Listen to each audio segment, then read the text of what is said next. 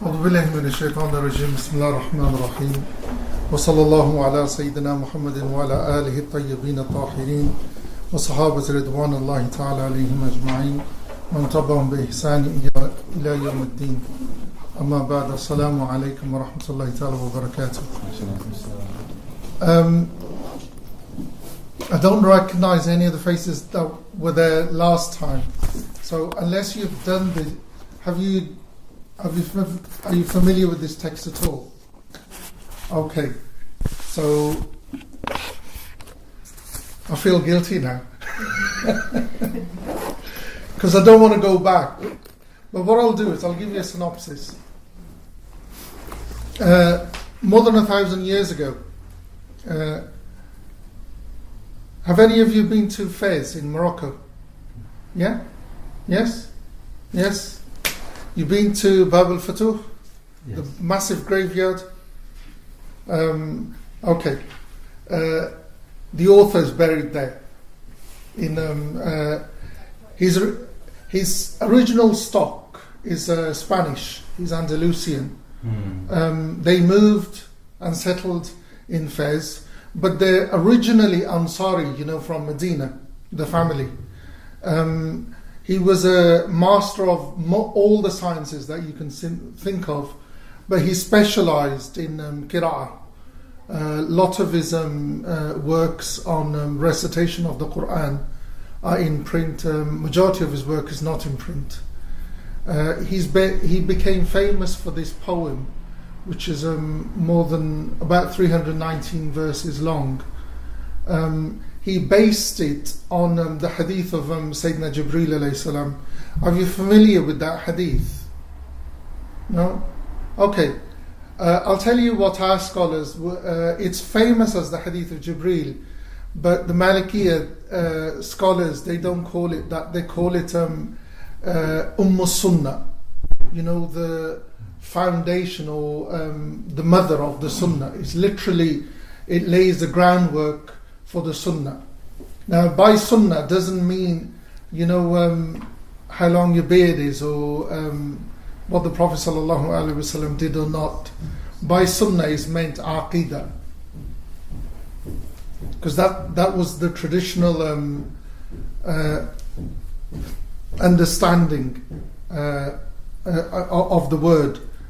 Sayyidina Jibreel alayhi salam came, it's literally the last month of the physical life of the Prophet sallallahu alaihi wasallam. The Prophet sallallahu alaihi wasallam is sitting, the Sahaba are sitting round him. This man walks in, dressed in pure white clothes, jet black hair. He's not from Medina because no one recognizes him, so he's a traveller. He walks in, comes right in front of the Prophet ﷺ, comes sit next to him, putting his knees next to his knees. There's a word in where he even touches his knees. And he starts questioning the Prophet ﷺ. He asks him, our subject is 3. He asks him, what is Islam? So he tells him what is Islam. Asks him, what is Iman? Tells him what is Iman. Then asks him what is Ihsan. He tells him what is Ihsan. Then he asks him when is the end of time, the hour going to come. And the Prophet ﷺ answers back that the questioner knows as much as the questioned. And then he asks him what are the signs. So the Prophet ﷺ gives him the signs. Now this text is based on that hadith. It takes its roots are in that, because this text covers Iman, which is Aqidah, then Islam, which is fiqh, and Ihsan, which is tasawwuf. And it covers, the daruriyat fi deen, the knowledge that you must, every individual is obliged to know. So you know it, you act it, you get on with life. So if you don't need to become a scholar or need to know everything that you need to know, you don't need to. So Sidi Mayara wrote, Ibn Ashir, he wrote it in verse so people could memorize it. And because it's written for a Muslim environment, a Muslim country, there are certain things that are not in there. The times of prayer and so on and so forth. Because in Muslim countries you hear Alaikum Salam. Come in. And he wrote it for the illiterate. That's what he says in the introduction. That it's written so it's of benefit to the illiterate. Now, for the last 400 plus years since it was written, in North Africa and West Africa, children, when they go and start learning to read and write, every Friday, this is what they're taught. So by the time they've learned how to read and write and know how to recite the Quran, they know the basics of their deen. And that was, the traditional way of how things were. Because the traditional syllabus for Maliki fiqh is that you start with a verse called Al-Akhdari, which just deals with the Salat and other ahkam. Then you move on to this, the Matan of Ibn Ashir, with Sidi Mayara's commentary, which we're using today. Then the Risala of Abi Zayd al-Kairwani, and then you finish with the Mukhtasar of Sidi Khalil. It's a very basic syllabus. Sheikh Abdul Rahman, he was here last year. Actually, he was here this year as well. Have you heard of Murabat al-Hajj? Rahimahullah. His son, Sheikh Abdul Rahman, he lives in Granada. In Granada. If you're visiting, it's actually worth going and just looking at him or praying with him. It's a small mosque called Masjid Taqwa. It's tucked away in the Kasbah. But if you ask any of the shops, they'll tell you. And he's been there for 30 years plus. Doesn't speak a word of Spanish. And he says, I'm not going to either. But that's the syllabus. He says, that's what you've got to teach. Akhdari, Ibn Ashir, Risala of Abi Zayd al-Kairwani, and then Mukhtasar of Sidi Khalil. Now, what we did just before Ramadan, we literally covered the Aqidah. Now, the Aqidah is just what we got to believe about God. What's an obligation to believe about God?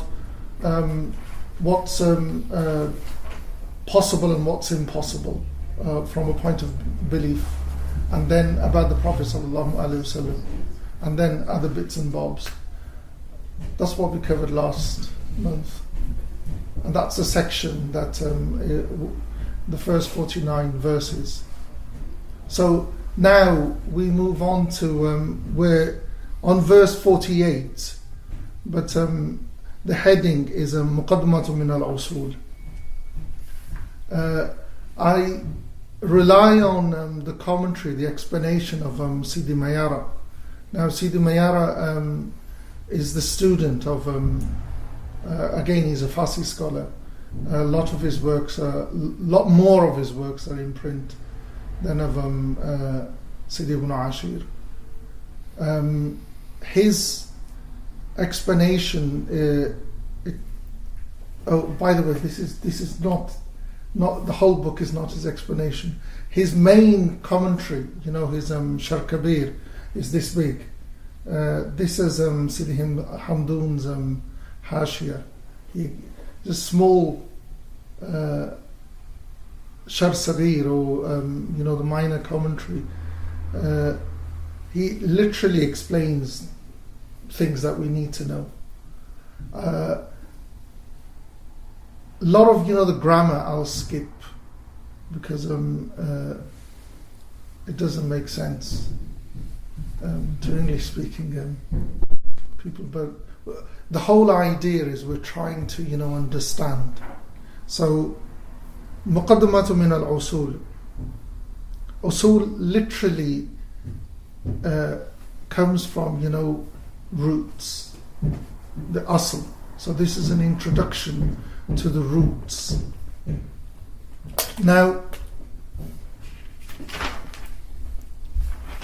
how we're going to go through the days, we're going to follow Sidi Mayara's, what he does, he takes certain verses and then he expands on them. And that's how we're going to take them, inshallah. If you don't understand, ask. And if you don't ask, means you're not understanding, inshallah. Or unless you're very brilliant students that you understand everything, inshallah. Okay. Has anybody got an translation of this? I've got an Arabic version. There's a commentary. Whose commentary is it? Amjad al-Hamrawi. I got it from Fest, but I don't know how reliable it is. Okay. How good is your Arabic? It's good. Good? Okay. You can be our translator. Verse 48 and 49. حكمنا في شرع خطاب ربنا المقتضى فعل المكلف أفطن بطلب أو إذن أو بوضع لسبب أو شرط أو ذي منع. What's your name, by the way? Mahmoud. ترجم لنا. I'm trying to look it up, it's not here. Okay, it's fine. Okay, it's okay. The hukm, hukm literally means the ruling. How do we, because this, it's literally 2 verses in which he's trying to explain literally what, volumes have been written on. Yeah? So, hukm fi shari khitabi rabbina. Now, the rulings, first and foremost, are by the address of our sustainer, by Allah subhanahu wa ta'ala. Now, how, Maliki fiqh works, it's very, very unique. I'm a student of comparative fiqh. I'd love someone to convince me of, not being a Maliki, but, 30 years down the line, we're still waiting, inshallah. But, so, Khitabu Rabbina. Now, in the Sharia, you know this word Shara? What do people understand by this word Sharia? Have a go. I don't mind anyone. Come on. Who wants to have a go? What do you understand? I've understood it be the path to water. Okay, path to water. Yeah? Linguistically, yeah? What does it mean in, law? What does it mean? Because, headlines and everything, we're trying to bring in the Sharia to this country and everything else. No? We don't have a definition.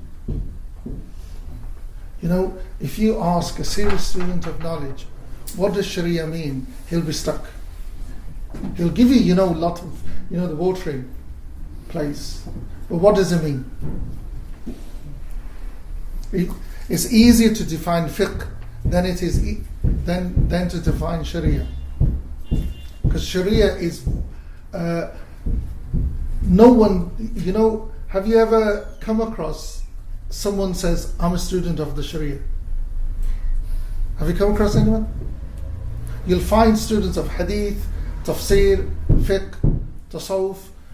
Rarely will you find, someone who says, I'm a student of the Sharia. Because it's difficult, to say this is what Sharia is. Yeah? But the hukm, the ruling in law, we'll take the word law. I actually prefer Dr. Umar Abdullah rahimahullah. If he ever comes to the country, follow him, please. That man's, you can't. You want to, in the English-speaking world,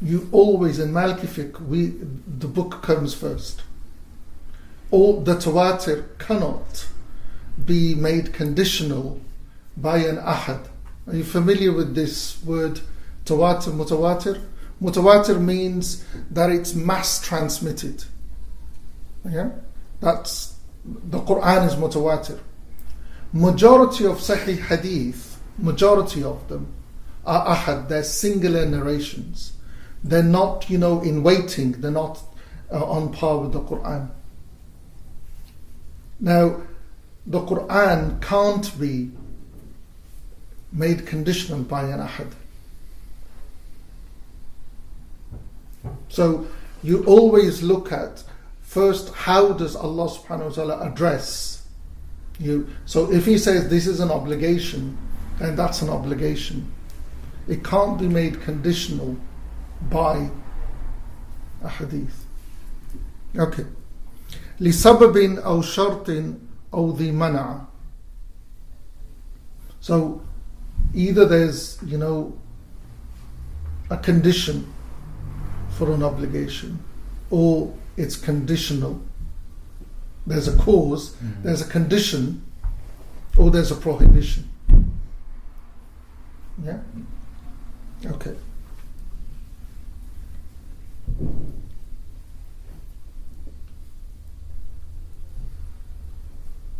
Sidi Mayara brings in this understanding of slaughtering. Do we need to worry about slaughter if the animal doesn't exist? Or do we start thinking about how to slaughter the animal when the animal is there? Or do we need to... No? We'll only think about, if the animal is there, we'll decide if it's halal or not. If it's not there, we don't need to think about it. If the animal's there, we'll slaughter it. That might not make sense, but okay. Salatul Dhuhr. Is it an obligation now on all of us to pray? Why not? Because the sun's not ticked past the... Okay, so Salatul Dhuhr is an obligation, but there's a cause to it, which is Zawal coming in. So if the time doesn't start, it's not an obligation. I remember Sidi Abdul Rahman asked me from last time, about alarms. This is the thing that, am I under obligation to put an alarm on so I'll wake up for Salatul Subh, for Fajr? Am I? Just as I'm not under obligation to pray Dhuhr before Salatul Dhuhr comes in, I'm not under obligation to put an alarm on before Salatul Subh comes in. Once Salatul Subh comes in, I'm under obligation. If Salatul Subh has not begun, the obligation has not begun. Does it make sense? Yeah? If the causes are not there, the obligation is not there. The cause for Dhuhr is Zawal. The cause for, inshallah, when we won't be able to do it today, maybe, I can't see it, but when we begin Salat, the book on Salat will cover the times. So if Subh doesn't come in, I'm not under no obligation, to put an alarm on. If you do it, it's fine. But it's not, an obligation. It's not a,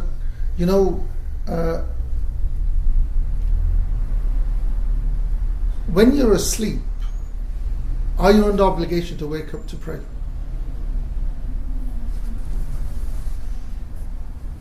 No. Is the madman under obligation to pray?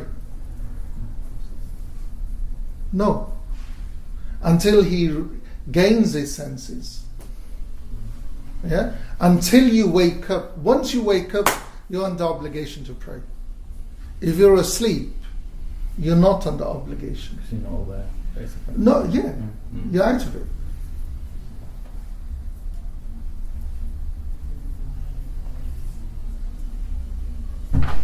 So, are you under obligation to give zakat?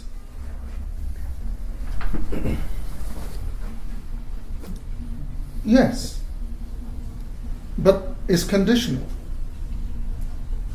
You must, first of all, have the money, an excess of 20 pieces of gold. And you must have had it kept aside for a whole year. Because Maliki is very sticklers with this. You must have had it for a whole year.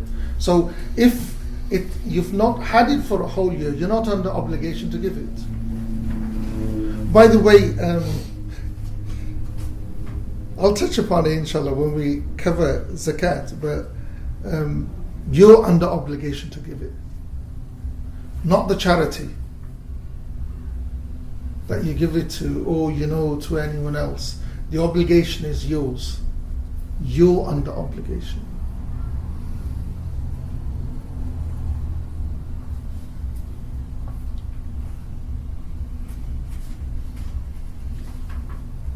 So the prohibition.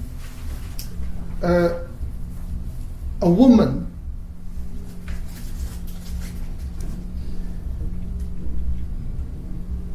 is she, when she's in those days of the month, is she under obligation to pray? No? Yeah.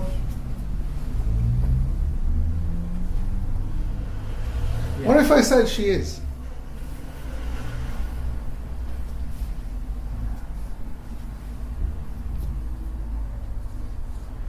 Because the obligation is not lifted. Someone, it's like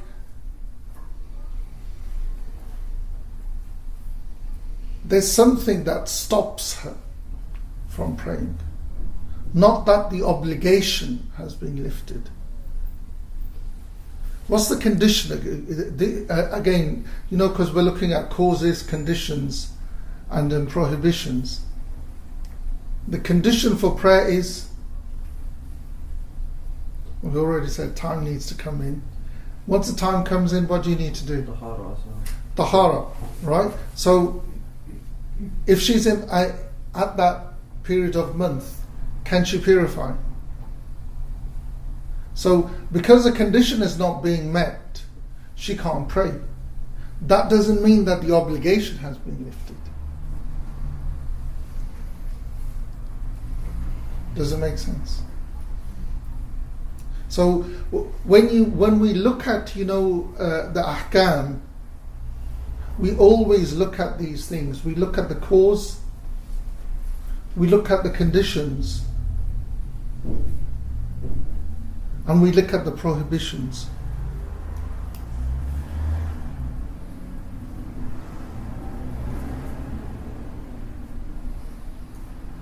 Ustadh, sorry, the haid, is that a prevention of prayer, or is it just happen to be prevention of purity and therefore she can't pray? No, she's not prevented from. She can't purify. Right. So it doesn't forbid her from prayer as such. No, it just, she doesn't meet the condition. The condition of prayer. She's still under obligation. Right. The obligation of prayer.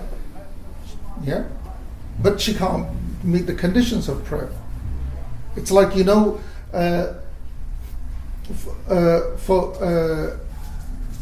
someone who's disabled. Mentally, they're not. Someone who's got learning difficulties. Now, are they? No, that's a wrong example. Hold on.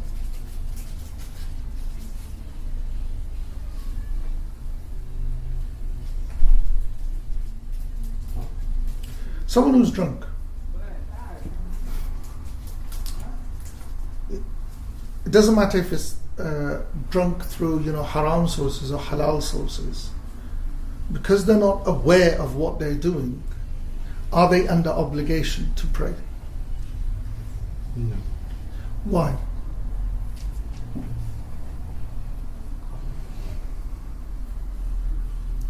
Because sanity is a condition. Sanity is a condition of obligation. Purity is a condition of prayer. Because what you find is that, we'll deal with it when we come to prayer. The conditions of prayer are always outside of prayer. The obligations are in prayer. So the condition of purity is outside of prayer. So if the condition of purity is never met, prayer can never be prayed. So the obligation, the condition of prayer for a woman for haid, she can't meet the condition of purity. So once she can meet the conditions of purity, she prays. It's not that the obligation of prayer is lifted. As soon as there's a sign of the period beginning, she doesn't pray, because she can't fulfill the condition of prayer.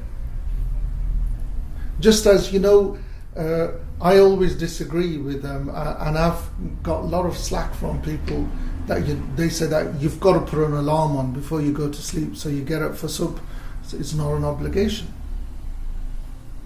The obligation of prayer will only kick in once I'm awake. Because when I'm asleep, the pen's lifted. That's the words of the Prophet ﷺ. Once I'm awake, yes, I should, get into a habit of waking up. And I'll tell you from practice, an alarm, something that works better than an alarm, is get into a habit of talking to God, and He'll wake you up on time. And it's an alarm that always works. Yeah.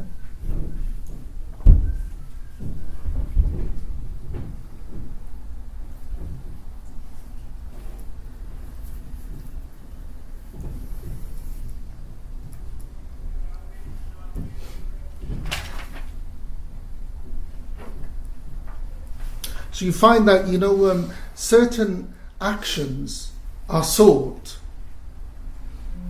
and certain actions that God asks you to leave. Okay? So He seeks that we pray, but He asks us to leave certain things. Okay? Now, the things that God seeks that we have faith. Now, having faith in God and His messengers, and the 5 foundations, those are things that are sought by Allah subhanahu wa ta'ala.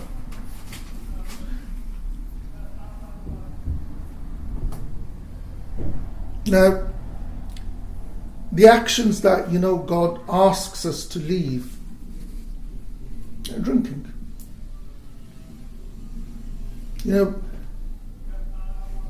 Certain things are not, that would come under the category of haram, but there are certain categories in which is not haram, but it's makruh. For instance, reciting Quran in a ruku.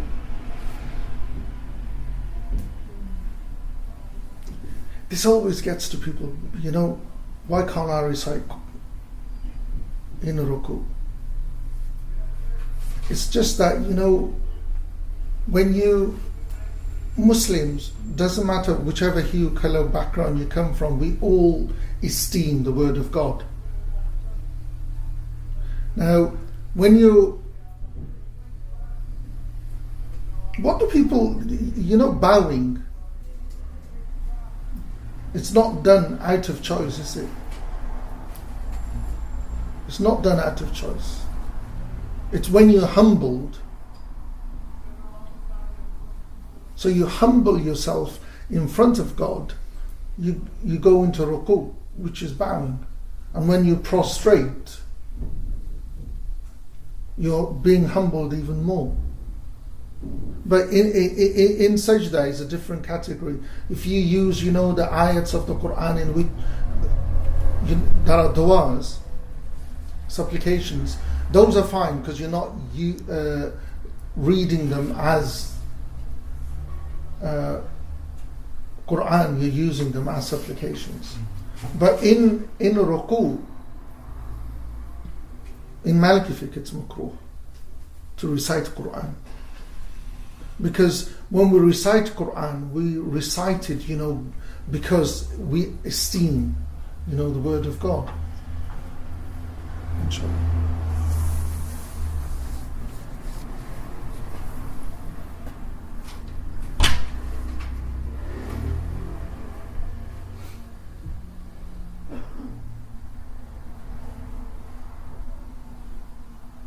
So,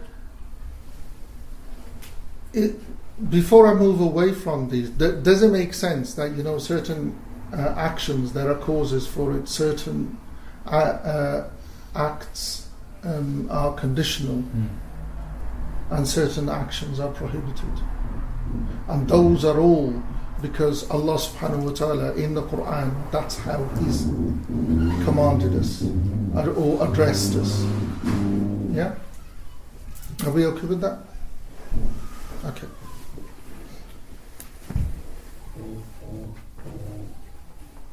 We'll move on to verses 50, 51 and 52.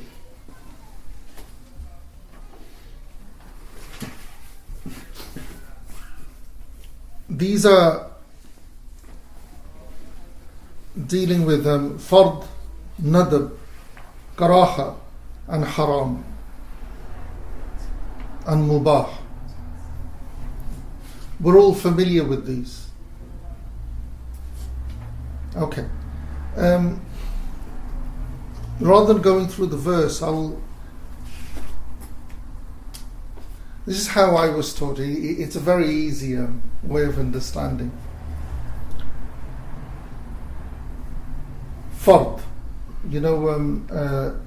We use the word wajib a lot more. Now, wajib and fard are synonyms. They mean exactly the same. So the thumb is a wajib. So a wajib, there's reward for doing a wajib. Yeah. There's punishment for leaving it. That's a simple. Yeah. Can I just get one thing clarified there? There's a reward for doing it, and often scholars will say there's a punishment for doing it. There may be a punishment for doing it, or is there definitive here? Like what is the actual position here of the ulama in regards to that? For wajib? Yes. So, of course, I understand that. Look, you get a reward for doing it. There's a punishment. Yeah. Is it definitively that you're going to get punishment? Is that a may? Is that a condition as well? That you may be punished? Does that need? Right. Does that need punished. Right. By punished, we mean not in this life. Okay. If you mean that you're going to get punished in this life, Islamic states, you can go and read our history. We didn't punish people for not praying. That was not the affair of a state to go into what you did in your personal life. The affair of a state was it looked after justice. There's a classic incident where Imam Malik radiallahu anhu, he didn't used to dye his beard. His beard used to be white. He was blonde and blue-eyed. Yeah, he was blonde and he had blue eyes, and his hair went white, and he never dyed it. So the governor stopped him, one day, and said, "Why don't you dye your beard?" And Imam Malik smiled and asked him, "Is that what's left of your justice? that you're worried about the colour of my beard. Yeah? The job of state is not to look into, the practice of individuals.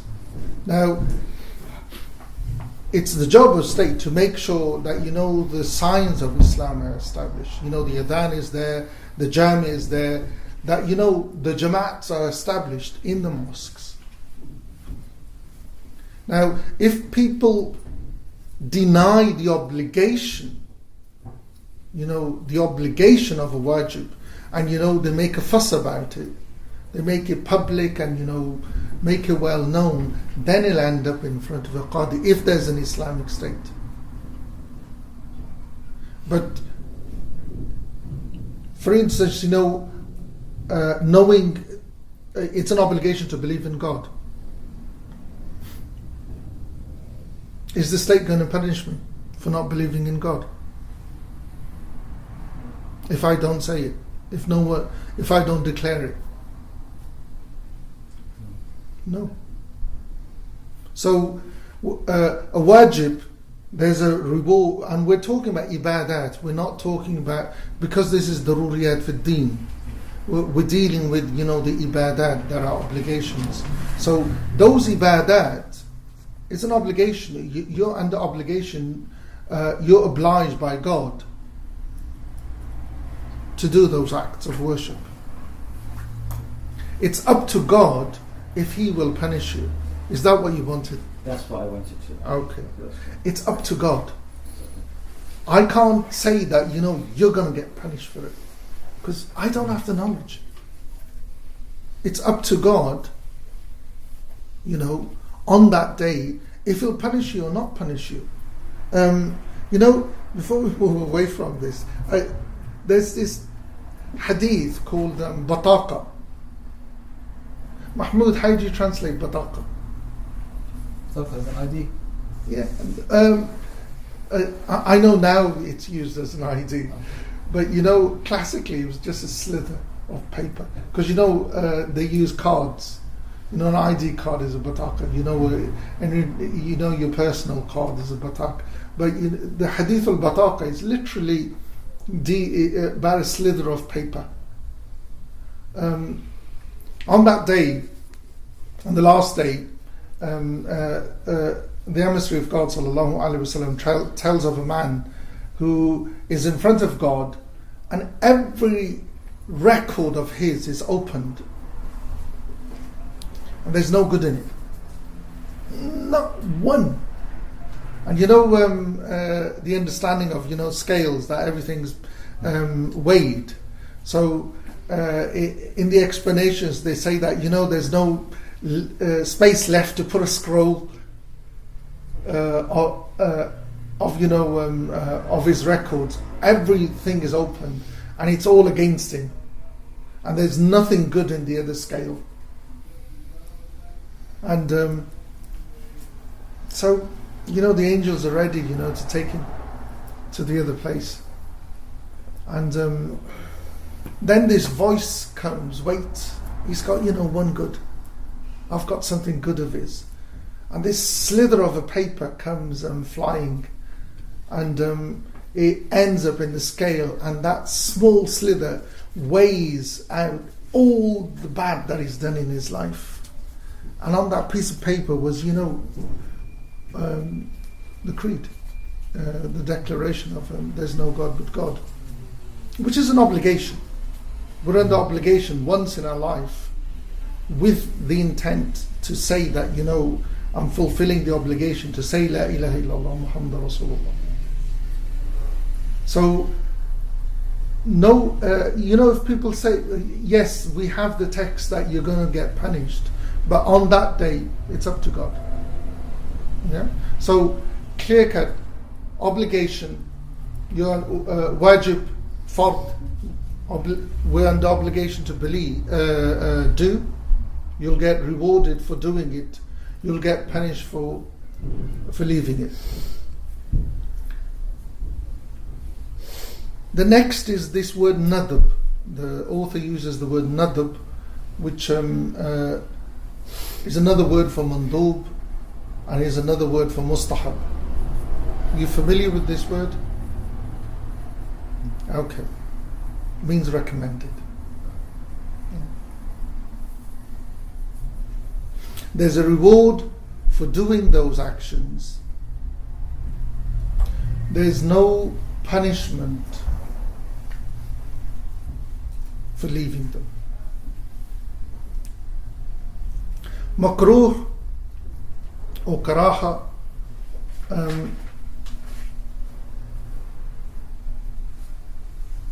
there's a reward for leaving them. There's no punishment for doing them. Makruh actions. Haram, there's a reward for leaving them, and there's a punishment for doing them. Mubah is a neutral, where it goes both ways. There's no punishment, there's no reward. All the ahkam, the classical understanding of the Ahlul Sunnah wal Jama'ah is everything is mubah unless it's made haram. Okay. Now, the first two are the ones that you should always find yourself in fard and mandub. Never find yourself in makruh, mubah or haram. As in a grade of things, even makruh is from the halal. Makruh is not from haram. So if something is graded as makruh, if you do it, you're not doing haram.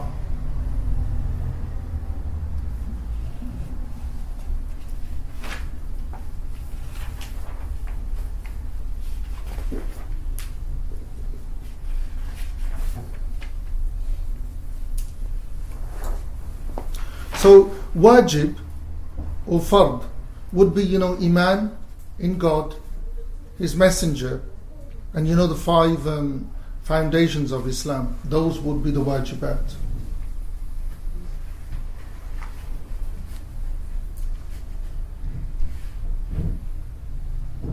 The mandub would be, the 2 rakats of Malikis are quite, they'll within Sunnis, they're the odd one out. Our terminology doesn't stick with them, doesn't go in line with the Hanafi, Shafis and Hanbalis.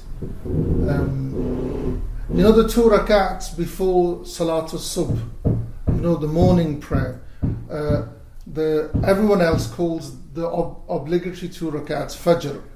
We call it Subh. And the 2 rakats before, the optional 2 rakats, we call them Fajr.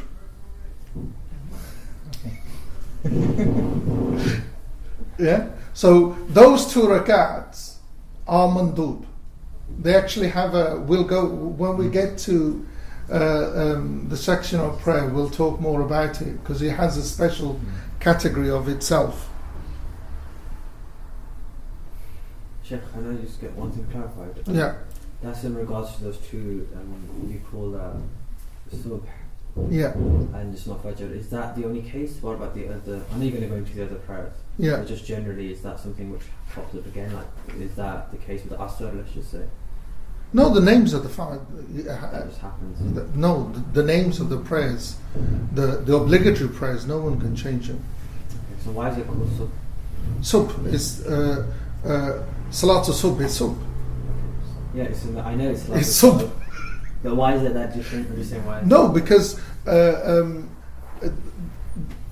what you've got to understand is that how Medinan fiqh comes about is that we don't come up with anything. The jurists or the scholars did not come up with anything. We take what the prophetic model was, and you'll find that sub is what it was.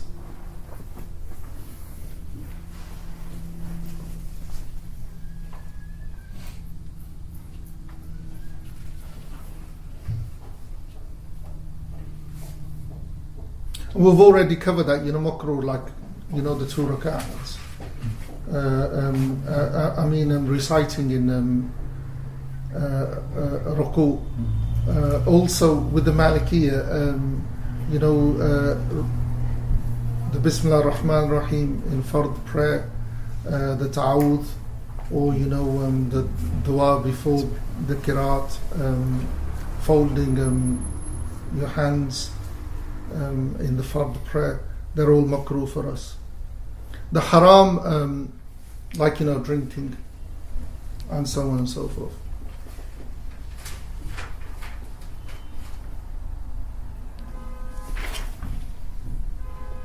Okay. The next verse, this actually will clarify, what we meant by nadab. Nadab. 53, verse 53. Fard والفرض قسمان كفاية وعين ويشمل المندوب سنة بهذين. That fard is divided into two. There's the individual obligation, and then there's the communal obligation. Fardul Ain and Fardul Kifaya.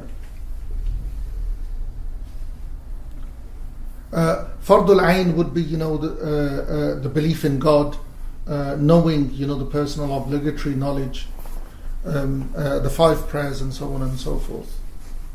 The Fardul Kifaya,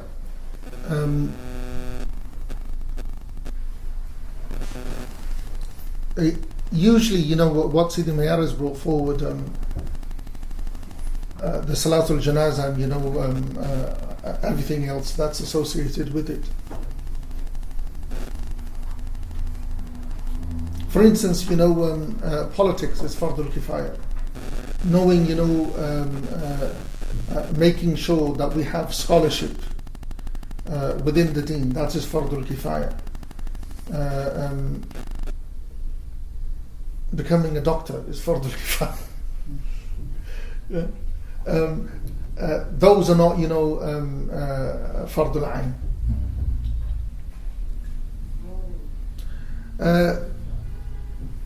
The mandub, in it is incorporated sunnah.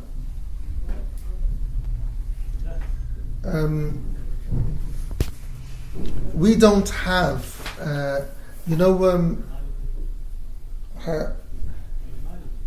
the word mandub literally means voluntary or extra, supererogatory.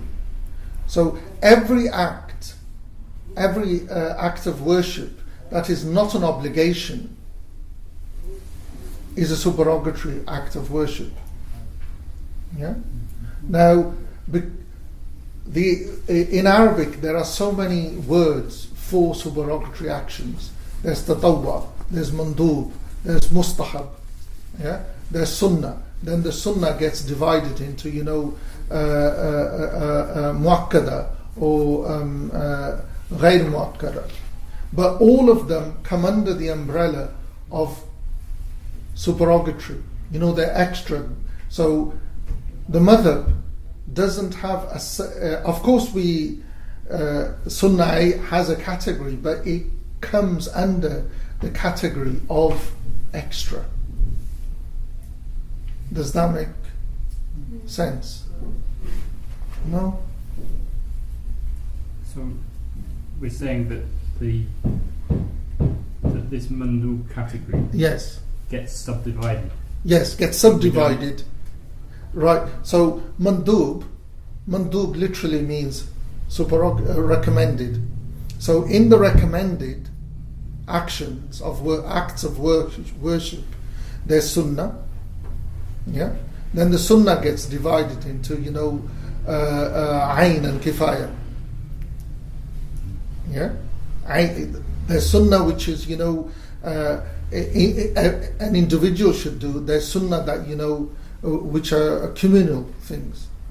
Yeah. Then if you look at the prayers, there's prayers that are sunnah, and there are we actually only divide them into sunnah mu'akkada, the prayers. You have the fard prayer, and then you have the sunnah mu'akkada prayer, and the rest are nafil, mandub, which are either stressed upon or not stressed upon. You'll have to wait till we get to the book of prayer, inshallah. Does that make sense? Yeah. So it's in the recommended mustahab, mandub, mustahab, sunnah mu'akkada. They all come under the subcategories. Yes. So with the in the Hanafi method, it's wajib. Yes. In Maliki, what does it? Right. In Hanafi fiqh, 3 rak'ats are wajib. Yeah. In Maliki fiqh, 1 rak'at is sunnah mu'akkada. Oh, okay. 1 rak'at.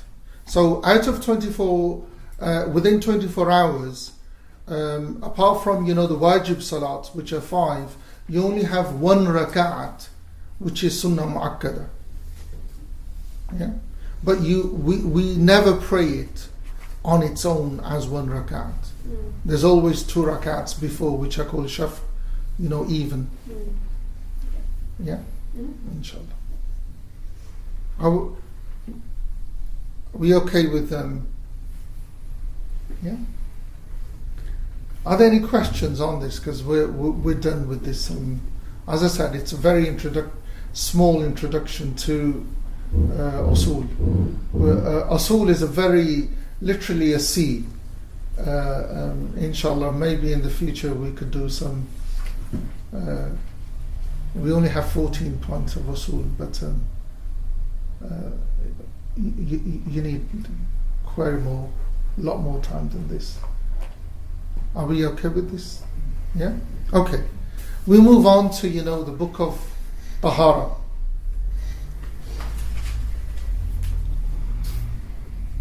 Now, I'll tell you my understanding before we move on to this, and it'll make sense. When you go and meet someone important, or when you're going for a job interview, or for uni or whatever interview, you want to get that. What do? Wear your best suit. Pardon? Wear your best suit. Wear your best suit. But before you wear your suit, what do? Prepare. How do you prepare? Take a shower. Pardon? You revise. You revise. Yeah. How you're going to present yourself. So you've got your mind right. Then you make sure that you don't smell. Yeah. You take a shower. Yeah. And that's just because you're going to for a job interview or uni or whatever. Now, with prayer, we're literally going to stand in front of God. So this is what you've got to understand, because what we've dealt with Aqidah was you're getting your mind right. Yeah. With what we just did, this is make sure that we know what we're doing, and what category it falls in. Now, with purification is literally we're having the shower, making sure that our body is clean, our clothes are clean. So our mouth is clean, we don't smell. It's like when we how many times do we smell our voice? Does our mouth smell when we're going to talk to someone? We use mints, we use God knows what, mouthwash. But this is we've got to get into, the mindset is exactly the same. You're talking to someone. Yeah? You're talking to someone. So just as when you get really close to someone, if their breath smells, they'll step back. Yeah? If your body odor or whatever, they'll step further back. And this book of purification, tahara, literally this tahara is to do with the physical. It's not to do. The end of this text will deal with the purification of the heart, but we are literally, that's what we're going to look at. The reason why is because we're going to present ourselves in front of God. Yeah? Inshallah. Now, these are how Sidi Mayara divides it. He begins with verse 45, 40, 44, 45, 46. So, what we're looking at is what we are going to clean ourselves with. It's like, when you go to the shower, you use certain products. You've got your own, things that you like. You make sure that, this is the right thing. This is the thing that's going to put me into the right state of mind. It's going to clean me proper. Allah subhanahu wa ta'ala has made sure that, when you are going to come into my presence, I want you to purify yourself with this and only this, because nothing else will clean. Now, what the madhab what the Sharia has looked at, what Allah has subhanahu wa ta'ala has laid down, He's laid down that there's one thing, and that thing is the only thing that will clean, is water. But it's got to be water in its original pure sense. The word that's used is ma' al-mutlaq. Mutlaq is absolute. So water is the thing that. So وتحصل الطهارة بماء من تغير بشيء سلما إذا تغير بنجس طرح أو طاهر لعادة قد صلح إلا إذا لازم في الغالب كمغرة مطلق كالذائب. Now what you've got is that water, how the madhab understands it, and this is something unique that the other madhabs don't share with us, is that we do not believe that water ever loses its innate ability to purify, because it's got this innate, because that's the only thing, because God says I've sent it down on high so it can purify, that you can purify with. So we hold that it is the only thing that will purify, and it's got to be in its original state. So what do we mean by in its original state? There are three things that you look at. The smell has not changed, the color has not changed, and the taste has not changed. So if the taste of the water has changed, if the color has changed, yeah, what was it? Color, and the smell has changed. You can use it for other things, but you can't use it for worship. Yes? Does it have to be all three conditions? So for example, if the water the colour changed, but it didn't smell or taste, then could you still do wudu with that? Okay. If what we do is we look at what's changed it. Is it halal or haram? Oh right, yeah. Not halal or haram. Is it clean or is it filth? Because there are things that are graded as pure and there are things that are graded as impure. So if an impurity falls in, then no. If something pure falls in, if it changes, the color, yeah, no, you can't do wudu. For instance, milk. Milk is pure. If it falls in water, you can use it for other things. You can use it for cooking, you could drink it, you could cook with it, but you couldn't do wudu with it. Yes? What about seawater? Seawater, it's innately in it. It's not something that is found already, like, seaweed, not seaweed. It's not, no. Algae, is it? Pardon? Algae? Algae, yeah? Something that's like salt, it's innately found in the water. It's not been added. It's okay. It's like, the bedrock is muddy. So the water looks muddy. So the color has changed. But because the bedrock is innate, the water's flowing over it. Yeah, that's fine. Excuse me, what's bedrock? I don't know bedrock. It's what the water flows over. Underneath the river or the stream, sometimes there's grass growing or stones, and when the water flows over it, it looks like it's taken on that color. But when you scoop it out, it's not that.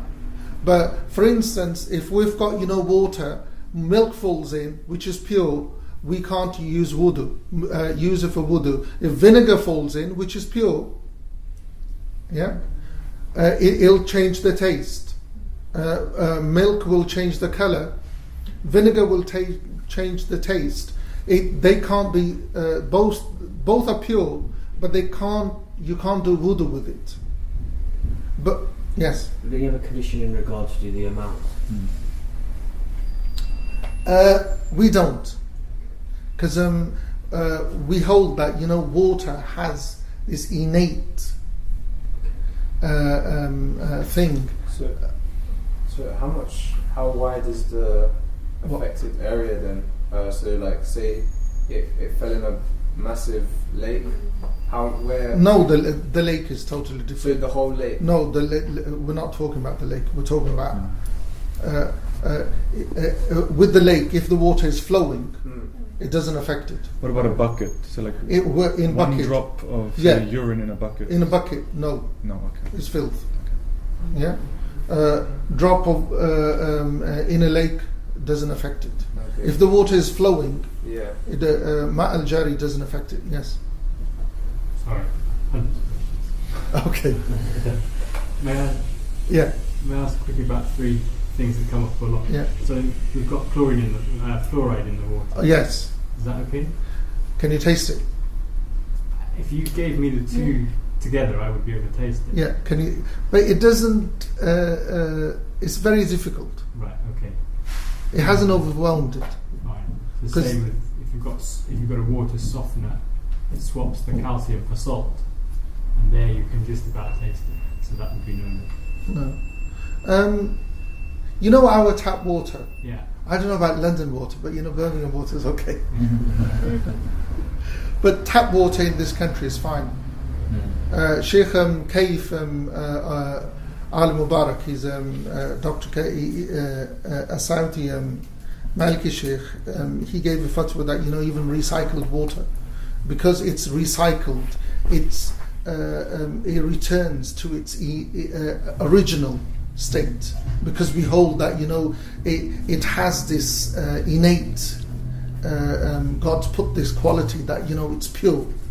And even science, if you go and look into it, it actually does, recycled water goes back to its original state. Does it? Yeah.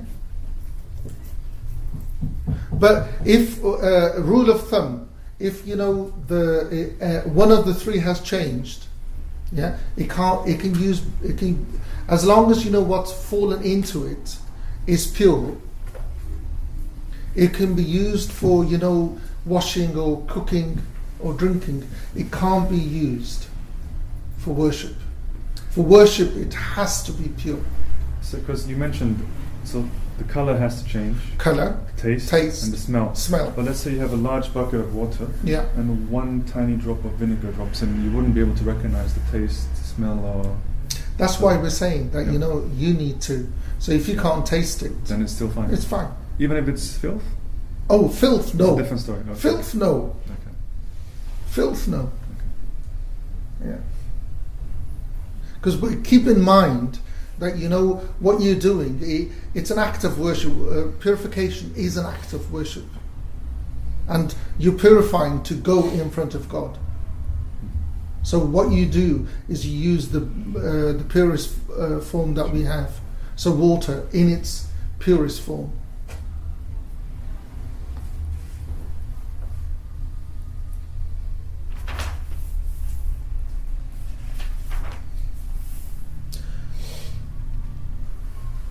There's a lot that can be, said about water, but you'll end up wasting a lot of time. Yeah? But if you keep, these three principles in mind, our, tap water is fine. You can purify yourself with it. The amount of fluoride, the thing that they put in swimming baths, what's it called? No, that won't do. Fluoride in the because you can actually smell it and you can taste it. The fluoride that's in our drinking water, unless you got a really good palate, it's very difficult to taste it.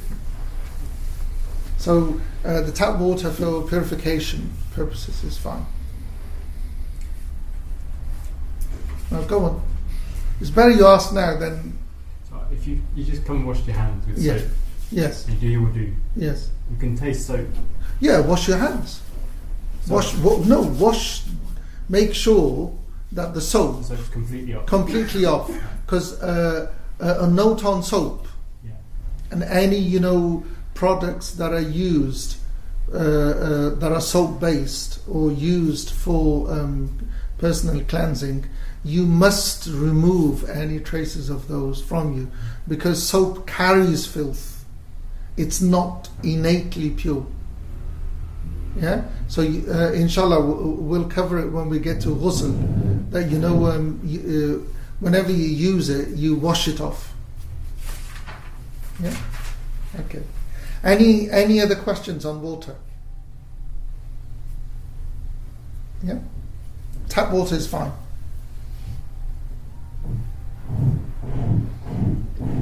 Okay.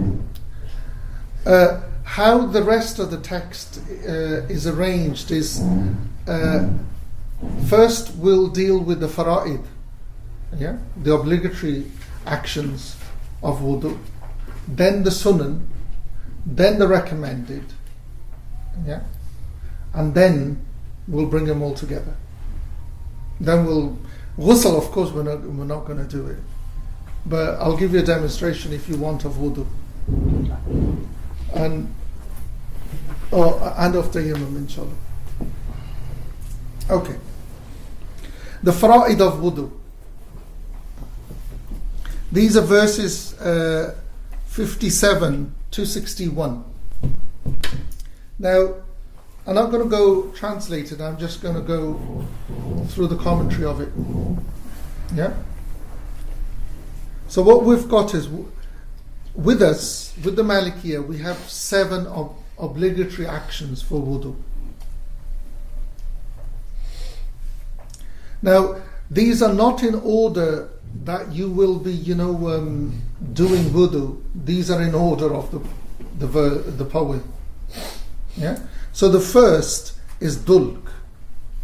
Dulk. When you wash your hands, what do you do? Scrub. No, not scrubbing is a bit hard. Oh. What do you do? Rubbing. Yeah. You literally pass one hand over the other. So, you know, in English, what's the difference between the word dipping and washing? No, what does, if I dip my hands in water, what does it mean? Yeah, I've just put them in water and I brought them out, pulled them out. Yeah? And if I say I've washed my hands, what does that mean in English? You've rubbed your hands together. Yeah? Yeah. Now, that's the same the same meaning carries in Arabic. The word ghasl or ghusl, it literally means that you've washed. And ghums is you've put your hand in water. So this word dulk is to make sure that, you know, when you wash, you pass your hand over the limbs that you're washing. Yes. And, what was that word again? Dulk. And how do I spell that with us? D-A-L-K. In Arabic? Dal lam kaf. Okay. Yeah. Now, this is an obligation only if you have the ability to do it.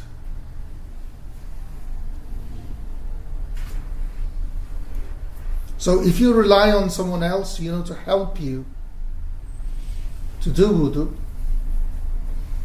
then, you know, it's according to your ability. But it's for most able-bodied people, it's an easy thing that you it's a gentle rub. It's not a a harsh rub. It's not a scrub. Yeah, gentle. Yeah. What you're doing is you're making sure that the water is touching the skin. Yeah. So that's the first obligation. The second is it's one continuous action. So from the beginning to the end, there's no gap. Yeah, fawr. It's a continuous action. There is another word for it. They call it muwalat, but one continuous action. Again, you must have the ability to do it. Someone who doesn't have the ability to do it, the obligation for this will drop. Now, okay. Second, no, that was the second. The third obligation is the intention.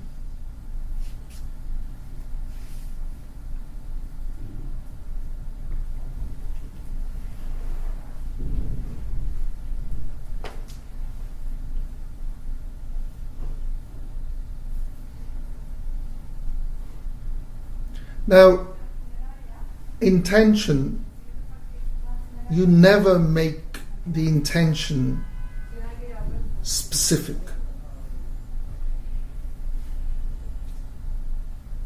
Write it in red, underline it. I'll give you an example.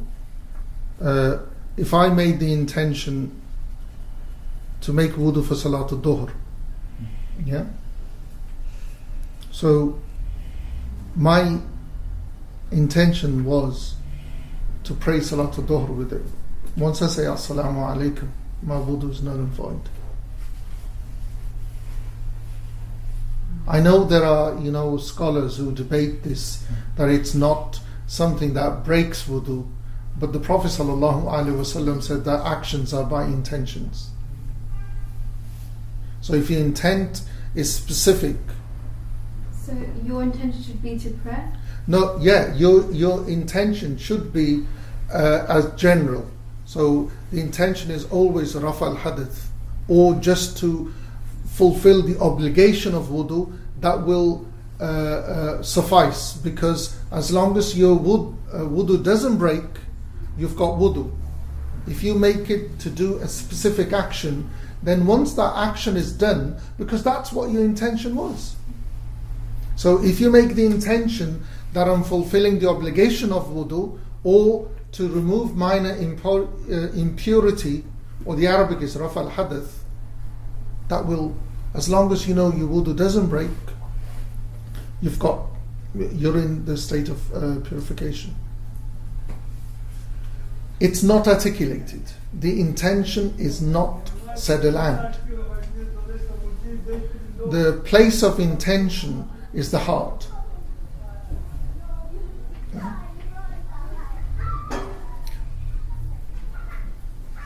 What's your name? James. James. Yeah. If James got up now and went and did wudu, would he have to, when he gets to the sink, does he need to make the intention to do wudu? No. No. Why, James? Because you're doing the action. You're Yeah, already because on your you way got up to do wudu. Yeah. Yeah? So intention is more like. You do not need to articulate it. But you need to know what you are doing. It's really important. You must know what you are doing. Yeah? And also why you're doing it. So Why you're doing it. Yeah. Because if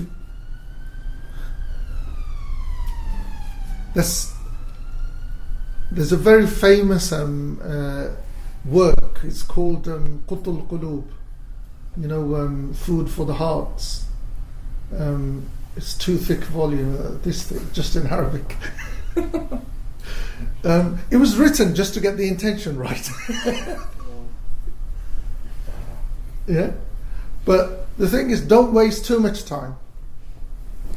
Yeah, you just make sure that you know what you are doing. The reason why you've got up is because you're going to do wudu. Yeah, if you bring it to mind that it's to remove minor impurity just before you begin, it's fine. It's good. It's good habit to get into. Yes. What if that starts becoming a barrier to prayer? Because there was one time there was a brother here, and he took near enough an hour to 2 hours doing wudu because he was like, "Oh, my intention wasn't right. I did it," and he said, "I'd probably broken it," and he took like an hour and he wasted so much water. Yeah. It was like, bro, you just come and do the prayer because you're wasting so much time. Has that now become so? Even though his intention might have been broken, because it's becoming a barrier to prayer, has it not been broken after a certain time? Him doing it, because you see, if you listen to what the Prophet ﷺ told us, he said, actions are by intentions. You doing the action is proof that your intention is there. Yeah. You can say that the mind wanders, but you began with the intention. Yeah. And what we're looking at is we're making sure that you know what you're doing. If people get so stuck, it ends up becoming like a cirrhosis. That is that the right word? Cirrhosis. No, cirrhosis is not the right word. Overthinking. Huh? Psychosis. That's the word. That's the right word. Yeah, people. What you do is you get up, do wudu, pray. Yeah, but make sure that you do it properly. That's all you've got to do. As long as the limits are kept in mind, and that the obligations and the sunan and the recommendations are there. Do it, pray, end of story. So would you say it's pretty impossible to do something without an intention? Yeah, it is. Because you're never going to do anything without an intention. Because why did you get up and go to the sink in the first place? Yeah. The classic example is that Imam Malik was asked about intention. Leave that. The ayah in the Quran, because Malikis get a lot of stick from Hanafis because we make intention an obligation. We say, where's the evidence? Yeah. If you go to the ayah, Allah says, إِذَا قُمْتُمْ. Yeah. When you stand. We have this very famous Qadi from Baghdad about 1,000 years ago. His name was Qadi Abdul Wahab Baghdadi, and he put this accusation He says, look, we get accused of this. And he said, how I respond is ask them to go and learn Arabic. Because when Allah says, when you stand to pray, إِذَا قُمْتُمْ إِلَى الصَّلَاةِ فَاغْسَلُوا, go and wash your face. You know, the whole ayah of wudu is, the context is when you get up to pray. So, because when you get up to do an action, that's your intention. It's like what James says, that, you know, when he got up to go to the sink, his intention was to do wudu. So even God makes it in the Quran, the context is when you get up to do that action, not when you're doing that action. Inshallah. So it's in the heart. You do not need to articulate it. If you do, it's good, but no one should hear it. It's not something that, you know, is said aloud. Because the adage is that, you know, two things that, you know, no one knows except you and God: fasting and your intention. No one knows unless you tell someone. Okay. Any more on any questions on intention? We're clear on that. Yeah. Okay. The fourth obligation is to wash the face. Now, what do we mean by the face? Is your natural hairline. You know, where your hairline begins, the whole hairline. I keep forgetting, you know, what's that in English, James? What? Your ear? No, not my ear. That's my Which earlobe. part of the ear? This thing that hangs out. But I'm not sure what that one means. So, anyway, can you see that? Yeah? Now, get your finger and put it next to it. Yeah? Now, you know where that finger begins? That's where your obligation of the face is. The ear is not an obligation to wash. So they call them the 4 pins. It's from there for your hairline, your chin, and, you know, there. If you put a finger there, yeah? But so less the finger. From there inwards. From there inwards. Yeah? From there to there. The whole face. Yeah? All of, you know, the folds, the wrinkles, under the nose, under the lips, all of them have to be washed and rubbed. Yes? And in the madhab, is the beard included? The beard depends on, it's like, you know, if your skin can be seen through your face, Okay. yeah, then the skin needs to be washed. If the beard is thick and long, then it's wiped over. Okay. Yeah, but if it's a short, a thin beard where, you know, the skin can be seen through it, Okay. then you have to wash it. If it is thick and long, then you wipe over the beard, and you have to, you know, put some water in. Yeah. So, how far you showed, and I was looking here. Sorry, how far is the face? Like just to there? Yeah, your chin, literally the chin. Right. Yeah, not because that's the neck, the chin. Yeah, so from your hairline, all of the forehead downwards, not this. Yeah, all of the face round, and the chin, and under the eyes, the nose, lips. I mean, under the lips, everywhere, wherever the folds are. What you've got to do is all the surface of the face of the skin has to be washed, and that's where, you know, dulk comes in.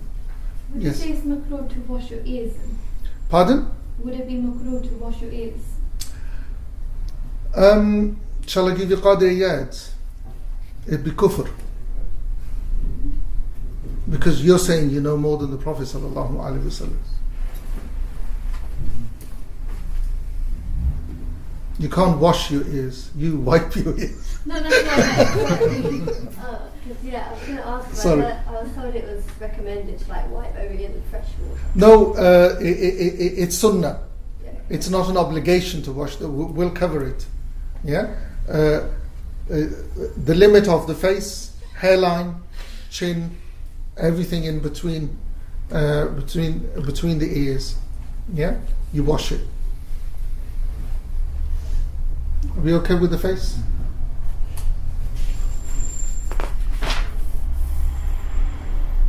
The hands, washing the hands.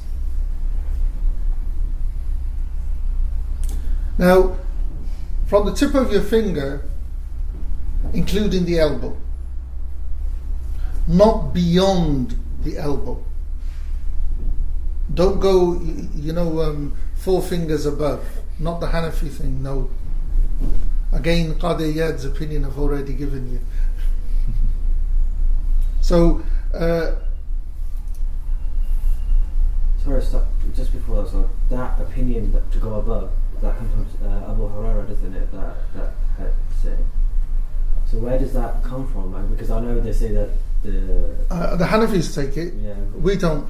Okay, that's fine. That's fine. Yeah, because what's your name, by the way? Shuaib. Shuaib. How the madhab understands is that we take fiqh from the mujtahid Sahaba. Okay, that's fine. Yeah. So it's including the elbow, Okay, but not above. that's fine. Yeah. Okay.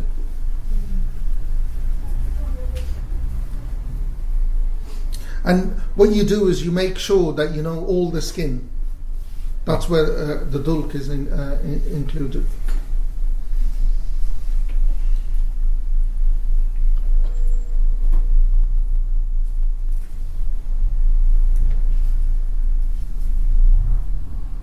And then just make sure that you know within the in between the fingers as well that you wash.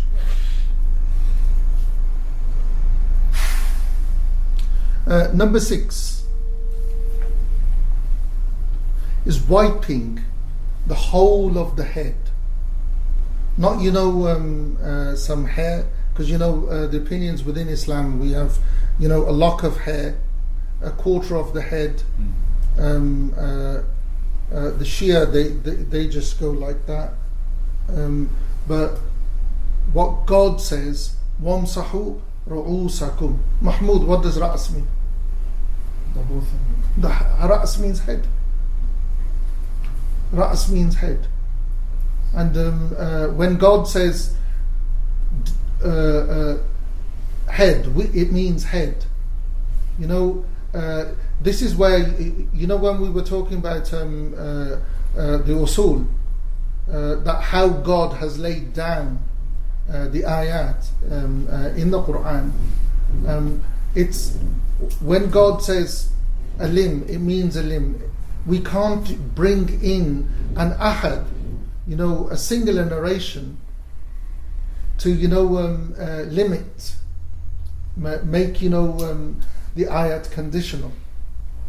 So when God says wipe the head, it means the whole head. We can't bring a hadith in that it means this much. Could I, if I just washed my cheek, would you say I've fulfilled the obligation of washing the face? So how is it possible that if I wipe a quarter of my head or a lock of my hair, it just won't do? And that's the Maliki argument that you follow the hukum that God has laid down when he says the whole head is for man and woman. Doesn't matter how long the hair of the woman or the man is. Yeah, the obligation is to wipe the whole head. So because we're dealing with the obligation is literally to wet your hands and begin from the beginning, from your hairline, and go back to the nape.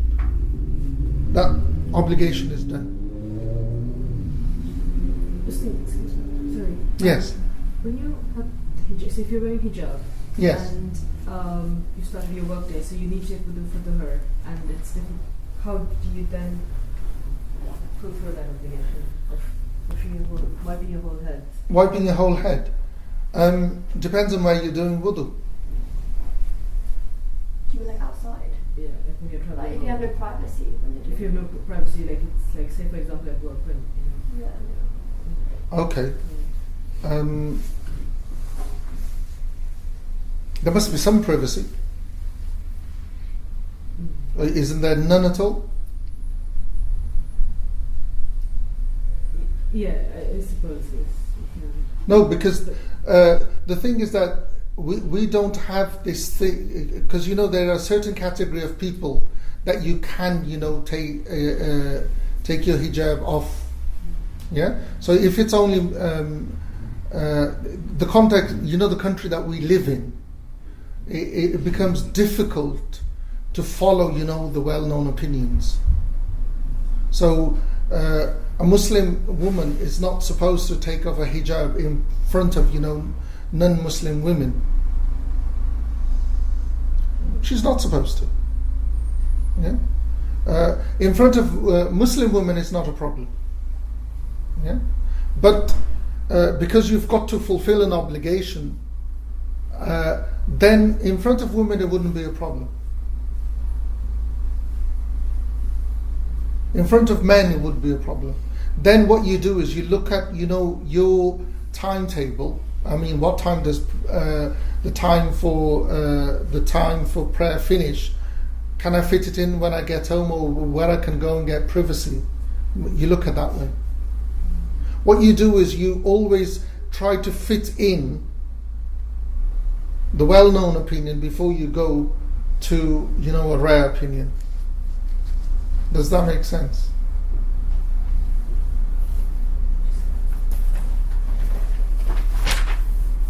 Okay. Washing the feet. That's the 7th obligation.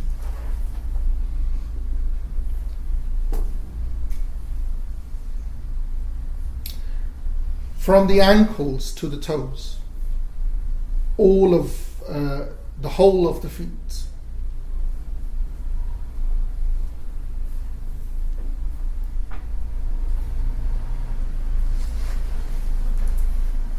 And again, you make sure that you rub. As to washing between the toes, it's not an obligation; it's a recommendation. Sorry, just need to get something from the back. Yeah, it's not a recommendation. I mean, it's a recommendation, not an obligation to between the toes. Okay. Any questions on the obligations because we've done with the 7. Those were the obligatory acts of wudu. If you leave any of these out, your wudu will be null and void. So what about wiping over socks? Wiping over socks within the madhab? Yeah. No. No. We don't permit it. No. If you've got, leather socks, fine. I heard that apparently, like army socks that are like or waterproof socks, they're okay. I've been asked this, and I'm a stickler to, I just stick to what I know and what the people of knowledge tell us. Leather socks, yes. Other socks, no. What you can,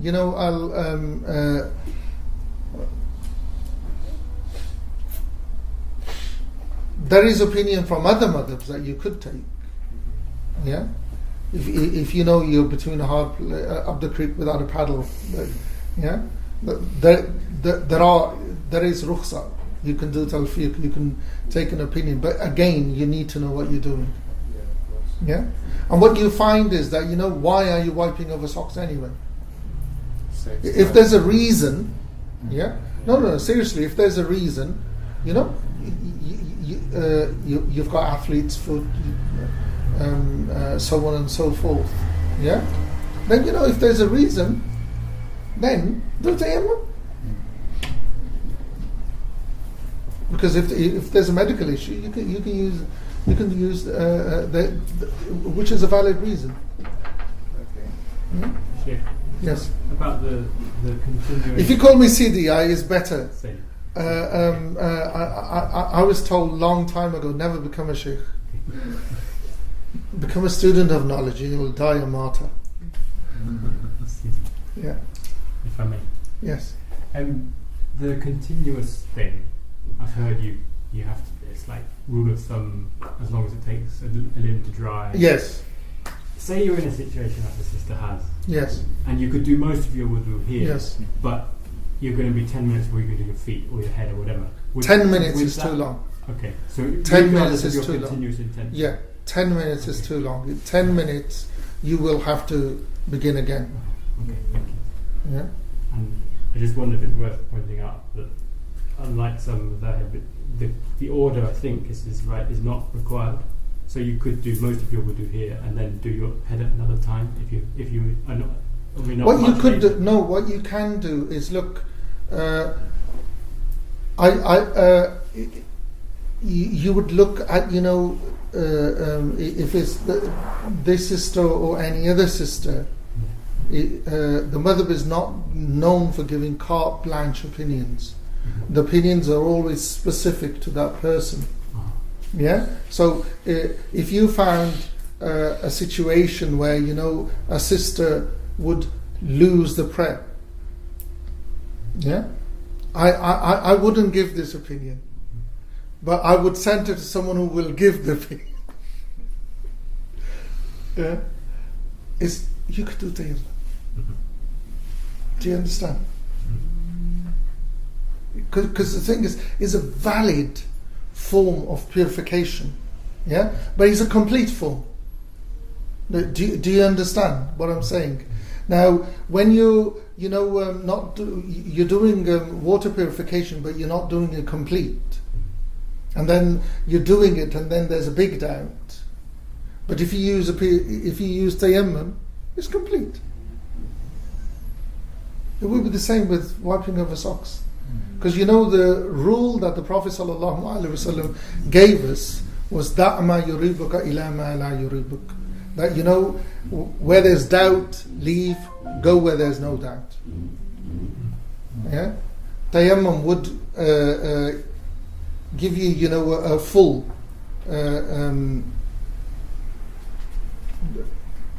purification. I know someone who would give you that opinion, so I'll tell you afterwards his name.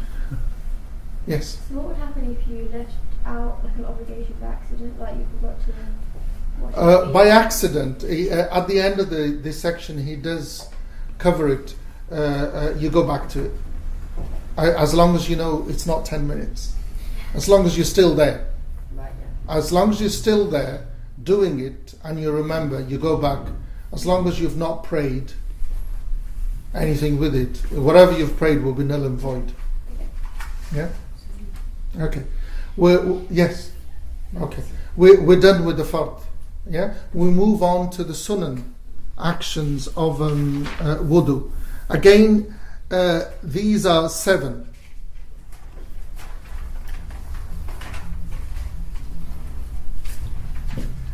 Has anybody got any Jewish friends? Then, are they Hasidic? Or do you know if they're Hasidic Jews or what type of Jews they are? Not quite sure. No? Okay.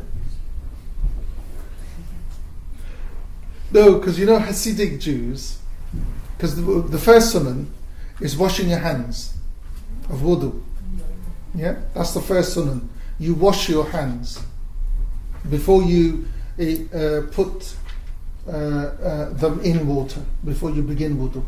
So you make sure your hands are clean.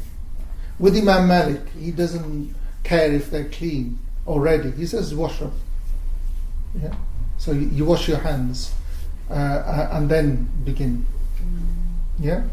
With Hasidic Jews, is they have when they go to sleep, they have a bowl of water, a jug. I mean, a big. It's not a jug, but it's a big mug. Pint size with two handles and a bowl. Okay. Yeah. So when they get up, the first thing they do is to wash their hands before they touch anything. We're supposed to do that as well, isn't it recommended? That's what I've heard. One of my teachers Yeah. told me. What? He was like, when you wake up in the morning, you should wash your hands. You don't know. What? First thing before you get out of bed. Like No, after. Once you get If out you do that, of that's bed. amazing, but no. Yeah. After you get out of bed, wash your Yeah. I've had that as well, yeah. No, Wash your hands. but they have it right next to their bed. It's quite good. Don't become Hasidic. Okay, cool. What you do, the recommendation is that you have a wash when you do wudu. Yeah. When you get up, do wudu, rather than just wash your hands. Yes. Okay. So this is before you begin. Yeah. Because traditionally, what happens is you get a bowl of water, or a jug of water.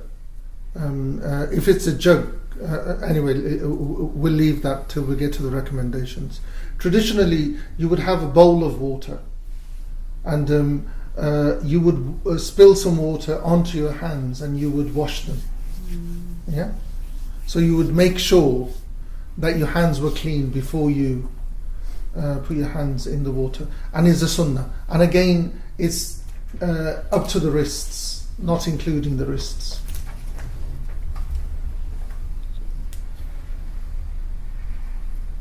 That's the first sunnah. Now, the second sunnah is, when you wipe your head, is to return your hands back to the front. So if you've got long hair, you would, finish till you've wiped your hair. Wait, what can you say that again? If you've got long hair, male or female, it doesn't matter. So you would go back, yeah, and then you would put your hands underneath, Yeah. and then bring them forward, yeah. Now, if the head are long, you would wipe them till to the ends of your hair. So you have to wipe them to the ends of your hair. Ends of your hair. And Men- no matter men- how long your hair Well, is. men used to have plaits, by the way. My hair's gone, but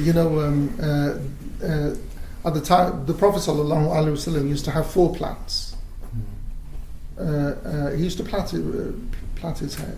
He had 4, and you would put them underneath, bring forward, and you would come because you're supposed to wipe your head, and then the hair on top. Would you ever take the plaits out? No, you don't. You don't. You just wipe over them. Okay. So in my, I would go like that. No, what you do is you would go back, yeah, and then bring them back. All right. So That's it. Yeah. So the fard is to take it back. The sunnah is to bring it forward. Yeah.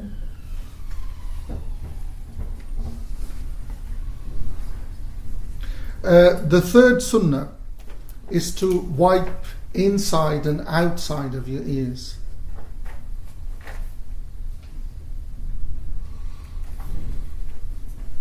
So you'd put your what finger is this? Index. So your index finger inside and your thumb outside, and you wipe in between the folds as well.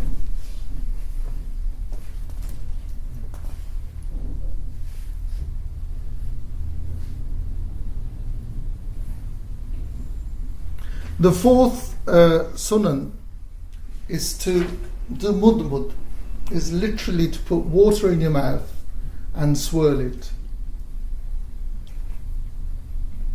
So you put it in your mouth, you pass it to the left cheek, and I mean to the right cheek and the left cheek.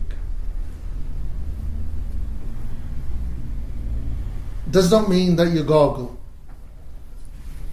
You've seen the man in the mosque. No, that's not sunnah. The sunnah is that you put some water in your mouth, pass it. Yeah, that's it. And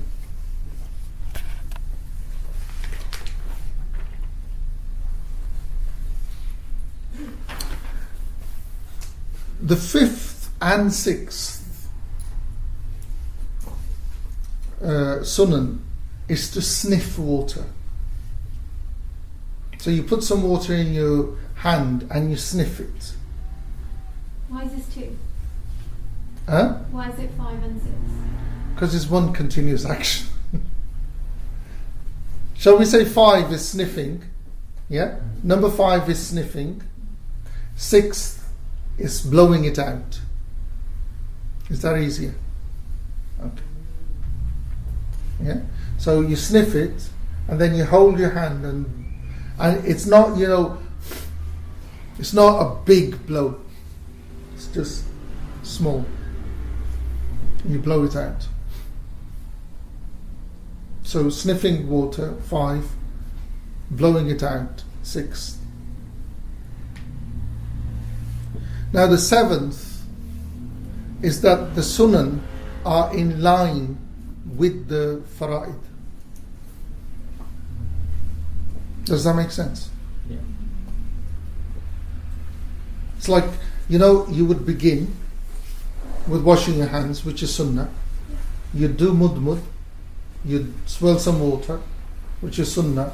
You'd sniff water, which is sunnah. You'd blow it out, which is sunnah. Then you would wash your face, which is a fard. Yeah? Wipe your head, which is a fard. Bring it back, which is a sunnah. And then wipe your ears, which is a sunnah. And then you would wash your feet, which is a fard. So it's in line. So you don't do, the fard actions first and then do the sunnah actions. Yep. Are there any questions on those 7? No? Okay.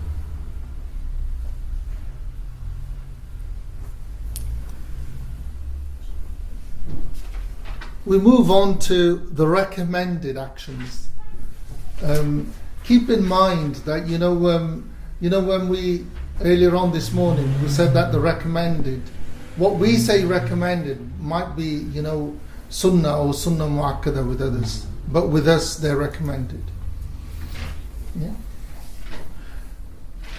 What you've got to keep in mind is if you make sure that you do the obligatory, the wajib and the sunan, it's good. The recommended are recommended. If you leave some of them out, it's not a problem. But try not to leave the sunan out, inshallah. But don't leave anything out. Okay, the recommended are 11. 11. Yeah? We can make it 14 if you want. So the first one is saying Basmala. When you begin, you say Basmala. Not Bismillah ar-Rahman ar-Rahim. Bismillah. If you say Bismillah ar-Rahman ar-Rahim, it's not a problem. Yeah? But what do you find people, when we do things, when we begin something, what do we do? What do we say? Bismillah. Do we say Bismillah ar-Rahman ar-Rahim? We just say Bismillah. So you actually say it out loud? Yeah. Silently, to yourself, you should do it. Bismillah. Yeah. And this is when you begin. Yeah. Number 3. Oh. Actually, I need to go back to the intention. That's what I've just remembered. You know, the fard of intention. Keep in mind that, you know, when you're doing wudu, the obligation of intention will only be when you wash your face. That's when you would make the intention. Does it make sense? No? It was intention by action. I know. But, you know, it's good to bring it to mind. If you do, that's when you make the intention. When you wash your face. And are we supposed to consider that on fara'id? It's a fara'id. Okay. So when you wash your face, you have to make the intention? No, that's when yes, that's the first obligation. The first obligation, is the intention. Yeah. Then washing the face. Right. So it coincides. Does it make sense? No? The first obligation is good. I know, in the poem it's dul. Okay, right. In the I've jumped the gun. Leave it.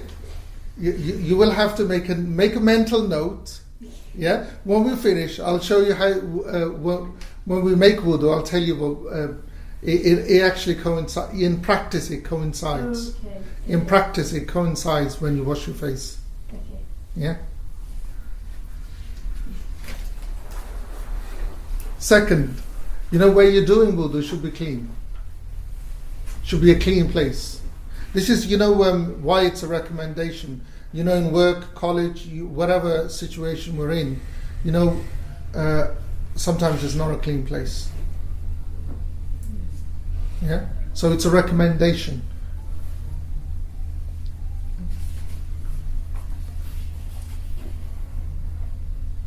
Third is that, you know, you use little water. Now, don't take the Mauritanian opinion on this. Keep it in our context. Yeah. We open the tap. They can do a ghusl with a tin of water. You know, with a pint. They can do a ghusl.